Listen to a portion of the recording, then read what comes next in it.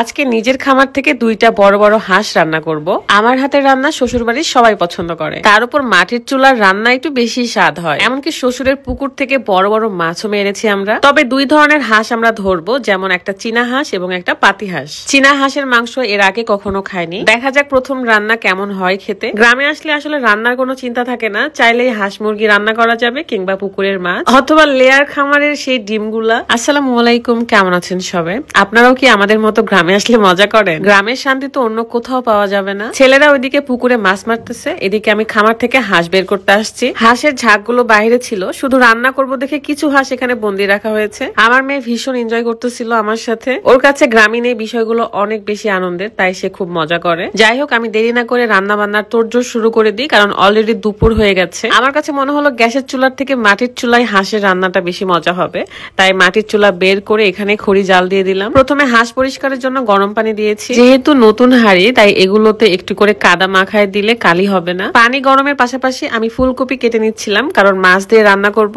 এই খড়িটার নাম হচ্ছে নুন্দা বলে গ্রামের দিকে, আপনারা কি বলেন আমি জানি না। এটা গরুর গোবর দিয়ে বানানো হয়। এই খড়িগুলোর অনেক বেশি তাপ। তো যাই হোক, আমি এখন মাছ কেটে নিব।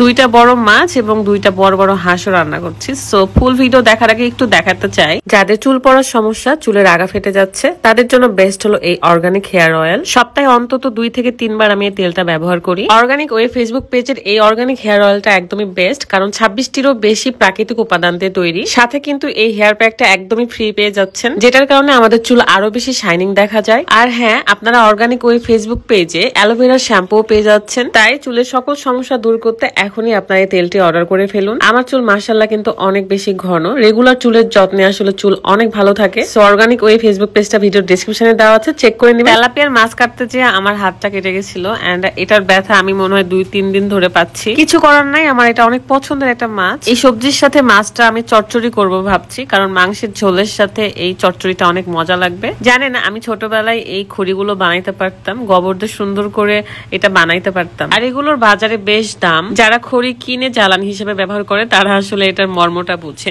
কিন্তু গ্রামে এগুলো সবার বাড়িতেই অ্যাভেলেবল। তাই গ্যাসের চুলা থাকা সত্ত্বেও সবাই মাটির চুলাতেই রান্না করে। গ্যাসের চুলা আসলে শৌখিনতার জন্য গ্রামের মানুষরা ব্যবহার করে। বাসায় মেহমান থাকার জন্য আরো 1 বস্তা বাজার করে নিয়ে এসেছে। মাছের তরকারি হইতে হইতে আমি 2টা হাঁস কেটে একদমই রেডি করে ফেলবো। 2টা হাঁস 2 জায়গায় রান্না করতে চেয়েছিলাম, কিন্তু মনে হলো যে হাঁস তো হাঁসই, 2টা একসাথে রান্না করি, আর কষ্ট করতে পারবো না, কারণ অনেক টায়ার্ড লাগতেছিল। 2-3 জন মিলে হাঁস পরিষ্কার করা, আবার কেটে বেছে ধোয়া, এগুলো কিন্তু অনেক কঠিন কাজ। বিশেষ করে হাঁস বাছা, এটা যে এত কঠিন লাগে আমার কাছে তা বলার বাহিরে। সুন্দর করে ধুয়ে পরিষ্কার করে নিলাম। এখন বড় একটা কড়াইয়ে এটা রান্না করব।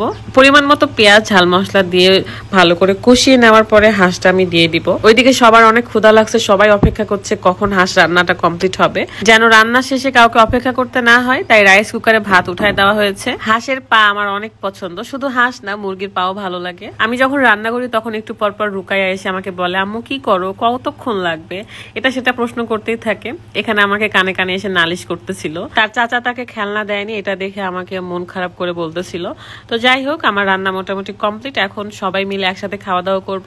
আমি নিজেও ভীষণ ক্ষুধার্ত। গ্রামে আসলে আমার মতো কাজের পরিমাণ কার কার এত বেড়ে যায় অবশ্যই জানাবেন। বিশেষ করে বৌমারা কাজ করবে, এটা খুবই স্বাভাবিক, কারণ সংসার তো তারই। এই তো আলহামদুলিল্লাহ সবকিছুর জন্য বিদায় নিচ্ছি আমি এখন। ভালো থাকবেন সবাই, আল্লাহ হাফেজ।